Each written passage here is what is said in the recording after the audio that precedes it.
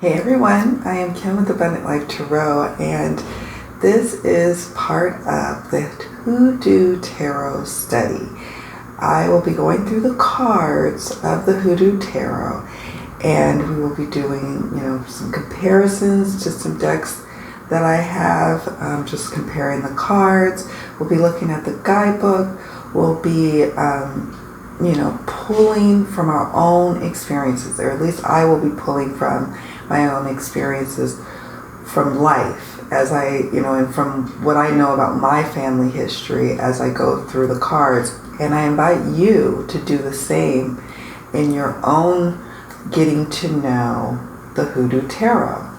So if you are interested in going deeper with this amazing deck, here we go.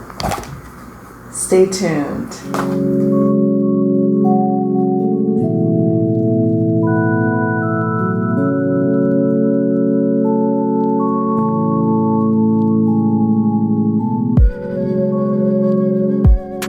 We're back.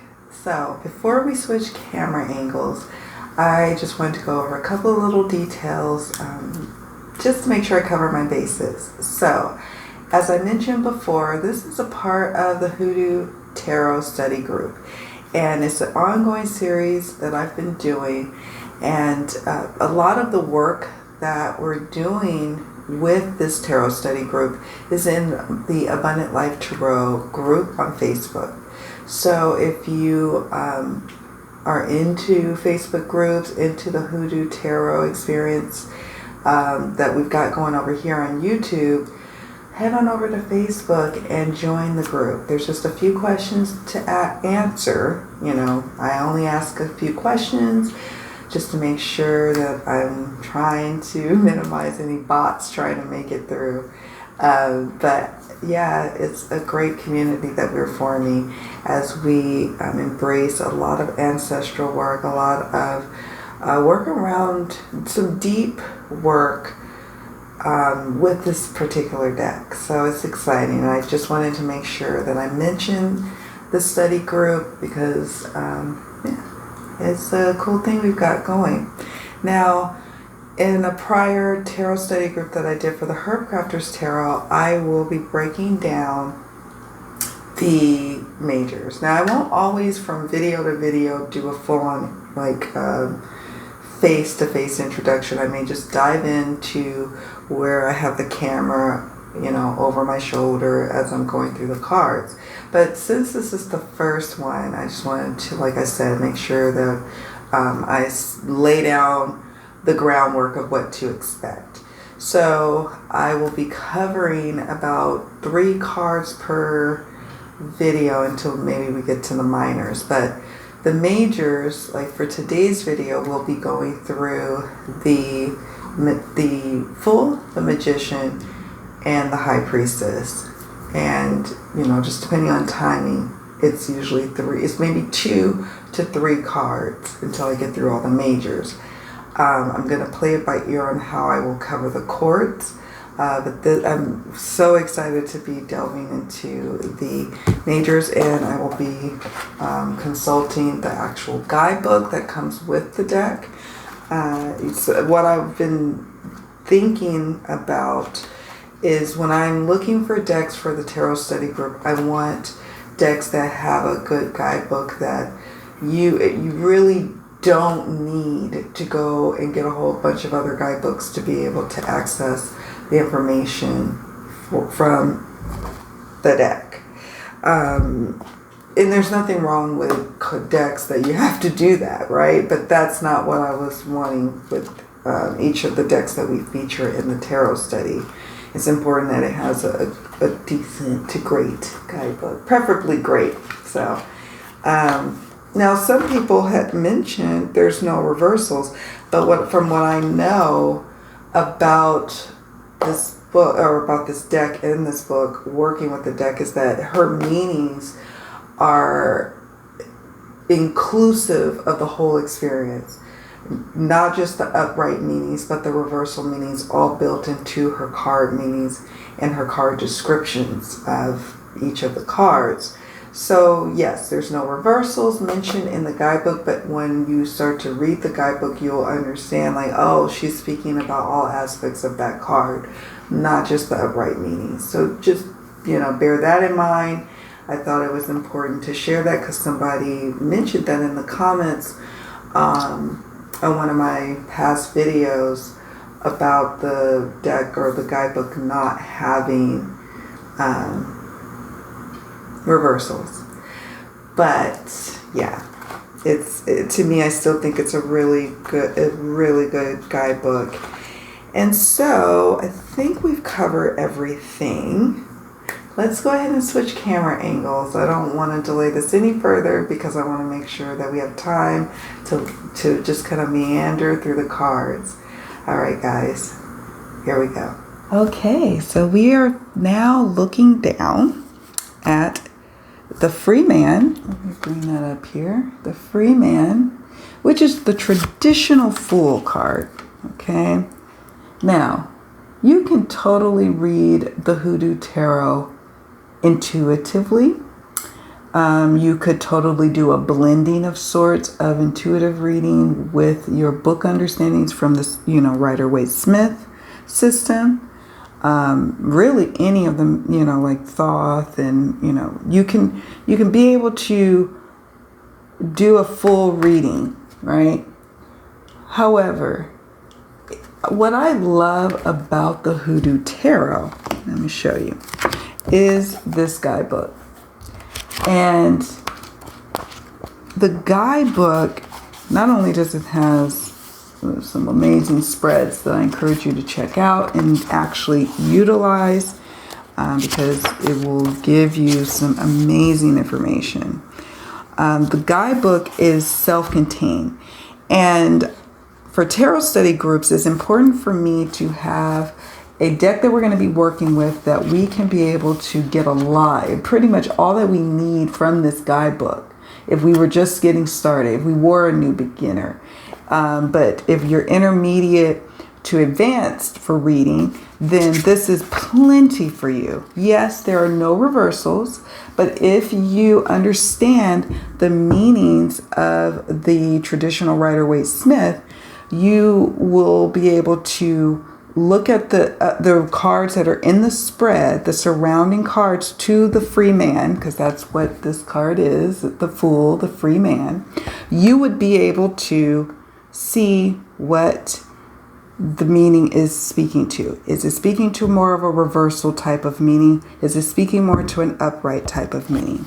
I wanted to mention that because one of my viewers said, hey, this guidebook doesn't have reversals. And I was like, yeah, you're right, it doesn't. But what I love about the guidebook is that in the meanings, and Tiana Lee McQuiller goes into great detail. In the meaning, she touches upon the light and the shadow of that card meaning. Okay, she does. So you won't be missing anything just because it's not broken down into reversals. And it could be because she put a lot of meat into her, like she talks about the image. She even has a Bible scripture here. This is for the lovers, for example. She has maybe some journal prompts that you can go through here. And it says, if you receive courting in a reading, consider the following. She's got the card meaning. She's got the image. She's got the plant for this major card, major arcana. So there probably wasn't a lot of room. I mean, I guess you could have had a reversal meaning here. But if she's the type of creator that was like, look, the meaning is the light and the shadow, that's what you get. I'm not mad. I just wanted to kick that off right off the bat. If you are new to the Hoodoo Tarot, there is not the traditional reversal, section, but that doesn't mean that she doesn't cover it. So now let's dive into the actual Free Man. Okay, this is the Fool card. And if you look carefully, this is a either light, very, very light-skinned man or Caucasian or white. But what was funny is my husband, he is mixed. His mom is white, his dad is black.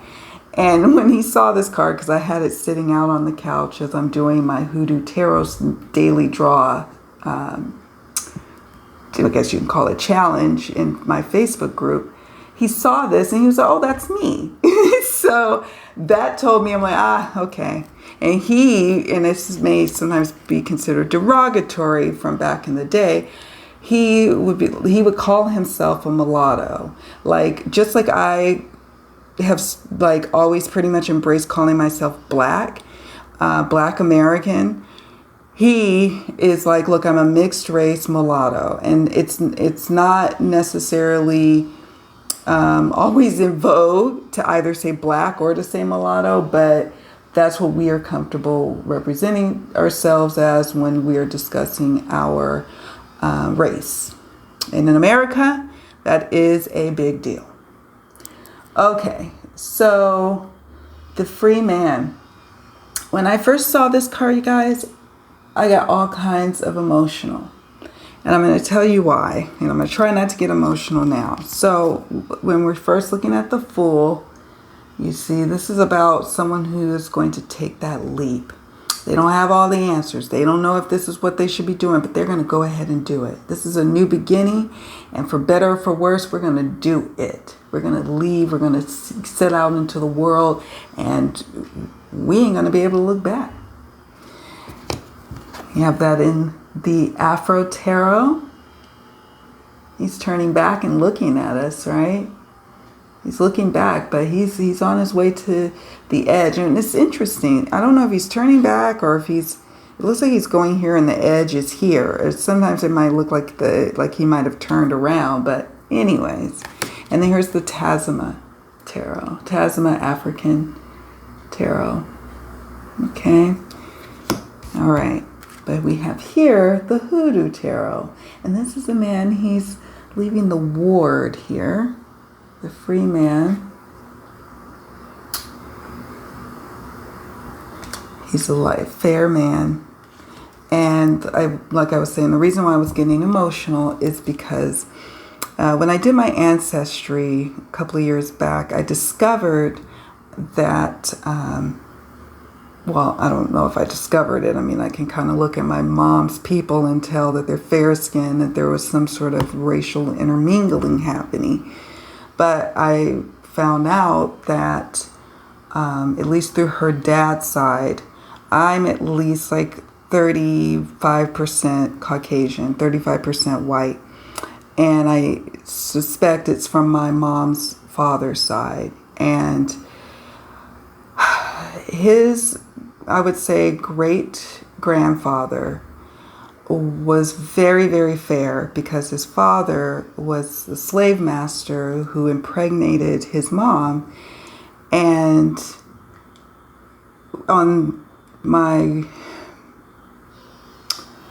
his name was TL, the slave master, because it's easier for me to say it that way. TL was with Amy. Amy is, she was a slave. And they had 3 children. They had 2 boys and a girl. And ironically enough, that girl's name was Ellen, and my daughter's name, and unbeknownst to me, was Ella. They had 3 children, but he also had a family, TL, with his white wife and his 2 white daughters. And his children, his offspring with Amy, my people, Amy, they were slaves. They were property of TL. Okay. Now, I know this because of the records that came attached to once I did my DNA ancestry. I was able to see all of this research that had already been done before me. Well, TL obviously is the slave owner, and so, but what was happening, what I later realized, was that he gave those offspring their freedom. And that allowed those offspring to buy their slaves. And what my family did for generations, it looks like, up until what I guess the end of slavery, was they would buy their family members so they could be able to, in essence, give them freedom by purchasing them.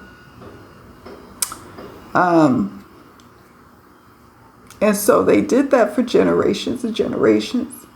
And they felt like it was best to keep the bloodline as light as possible. So they would really only like to be with other, as my husband called it, mulatto people. And so when you see my mom's side of the family, like her own brother, he has green eyes and he has really curly, like, you know, hair, soft curly hair, but really piercing, almost blue-green eyes. And so you can see what had been happening physically. But, you know, who knew until, like, I started digging around. And the free man, they got their freedom. People were trying to get their freedom any way they could. They didn't know what was going to be on the other side of that. They didn't know what was going to be once they crossed the threshold, once they crossed the gate, right? They didn't know. But they were ready to embrace that new beginning. They were ready to go and see what would happen. Throw caution to the wind, as the expression goes. Take that leap of faith and see where it goes. And from what I can tell, when TL, because he died young, he was only 45, that's the slave master. He left everything to, he left everything to his white wife and children. And he gave the freedom. That's where the freedom began for my peoples. He gave freedom to his offspring with Amy. And from there, they became slave masters themselves. But I can imagine, because once he died, once T.L. Shelton died and Amy could no longer really live there, it looked like shortly thereafter she moved with her sons, her two oldest sons, and they moved to a different part of the South. To the Carolinas. And I just imagine them as free people leaving and embarking on that new journey. Everything's uncertain. You don't have anything. I'd imagine that no money was probably exchanged at the time that TL died, and he had land. I could see that. All of these records I can see. Public record. So, let's turn here to the full.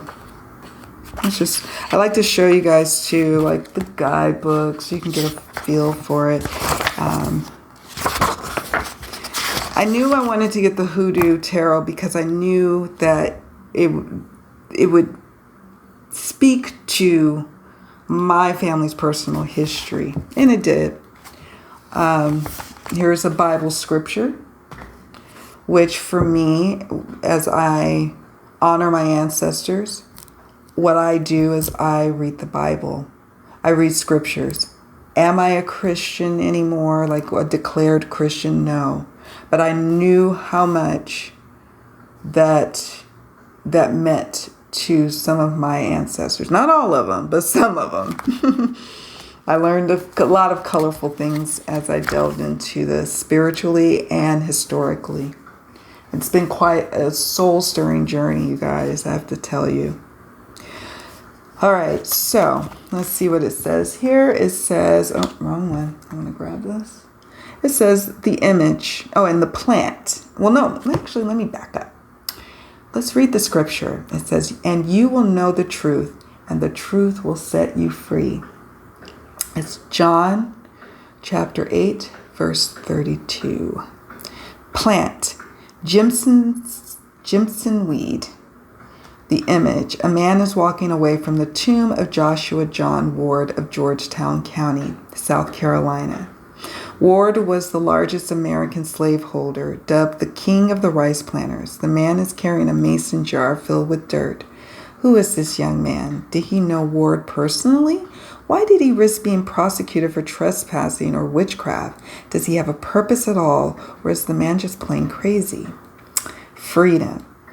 Is it a state of mind, a state of being, or is it both? The free man doesn't think about it any more than a fish contemplates water. The free man isn't deep because depth, by definition, prohibits unrestricted movement upon the surface.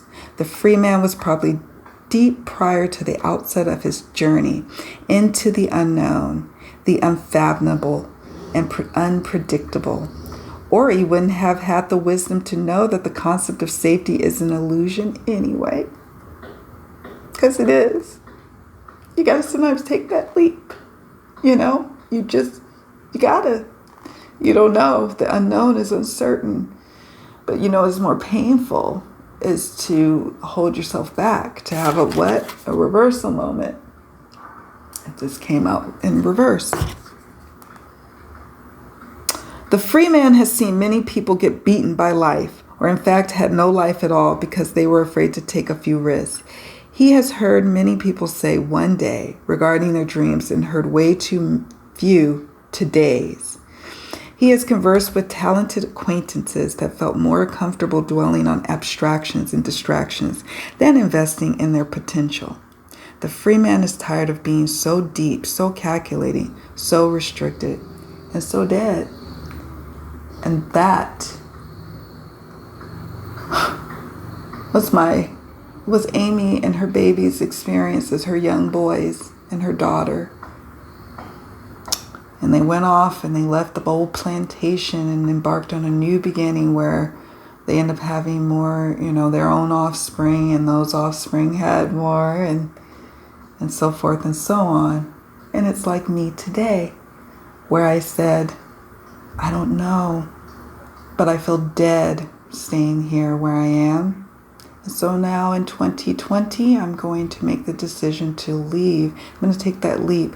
I don't know what's going to happen, but today I decide to have a new beginning.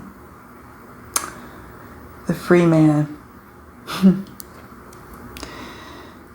So let's look at the meaning.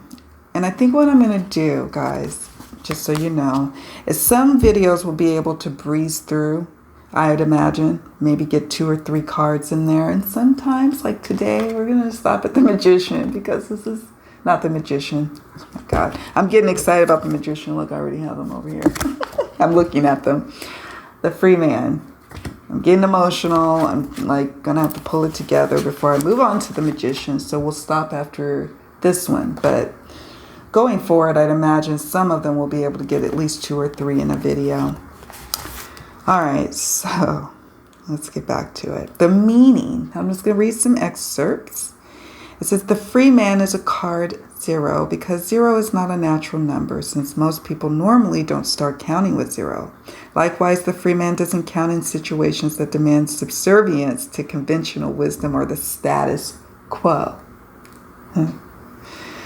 The free man is on a whole other level because he genuinely feels that common sense is for common people. He doesn't think he's better than anyone. He has just accepted that new grass doesn't grow as lusciously on a beaten path. Oh my God, I feel like this is speaking to my life.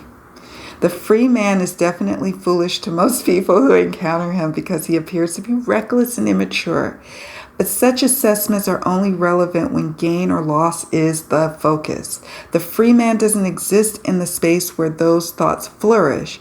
He is more interested in the attainment of wisdom by following his passions and what he knows to be true, wherever that may ultimately lead.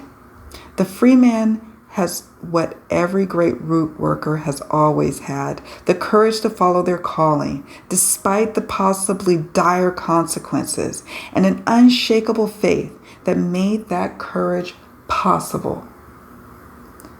So then she does, and I'm not going to read all of the questions. If you have the guidebook, you can peruse them and work with them. You could just use these as, kickoffs to a reading, right? That you could do for yourself. If you receive the free man in a reading, consider the following. What is the best thing that could happen if things go your way? What is the worst thing that could happen if they don't? Can you live without ever knowing? Number 3, have you received an opportunity that you fantasized about but are afraid to take? Number 4, where are you headed? Let's see. I like this. Let's go crazy. Let's get nuts. Here's, are you living in the present? And then follow your bliss. These are things to consider when you're looking at the free man. the Fool card. All right, guys. Sorry I got all emotional. I knew I would because I'm in a very Fool card moment in my life personally. And I just knew it was going to be like that for me. And it was literally, I was just doing the Hoodoo Tarot Study Group daily draw that we've been doing. And my husband saw that and he was just like, that's me. And actually, as I look at him, I'm like, yeah, I see what you mean. A root worker. He has this jar right there of dirt. So yeah, I am very already moved, like immensely by this deck. I've had it since it was released here. Let's see, that was, 2020. Feels like forever. Feels like I've had this deck in my collection forever, but honestly, no. It was published 2020, and I pre-ordered it, and I knew I had to have it. I just had to have it. All right, well, that's it, guys. I am now going to stop here. And we're going to move on to the Magician, so forth and so on. I'm going to do all the majors, I believe. And that's why I am very much going to try to get at least 2 to 3 cards in a video. We'll see. I don't want to rush things either. But with the minors, I may have to rely on people to do video responses. Or I may do just a few select minors that I want to cover because that'd be too many videos, I'll be honest. But the majors are important, as is the entire deck is important. It's fully illustrated, this deck. And Tayana does an amazing job with this guidebook. The artwork I personally enjoy. So yeah. Anyways, I could gush on and on. Check out the Hoodoo Tarot study that I have going on in my Facebook group. We've been having an amazing time over there, and I'm grateful to each and every participant because you guys have been able to just really inspire each other, myself is included and especially. And it's been a supportive, nurturing place to study this deck, to study ancestral veneration, and to study the beautiful hoodoo that, and root work, and spiritual, ancestral spiritual work that we've been doing. So anyways, all right, that's it. Now I'll stop here. All right, guys, see you all in the next video. Thanks for watching.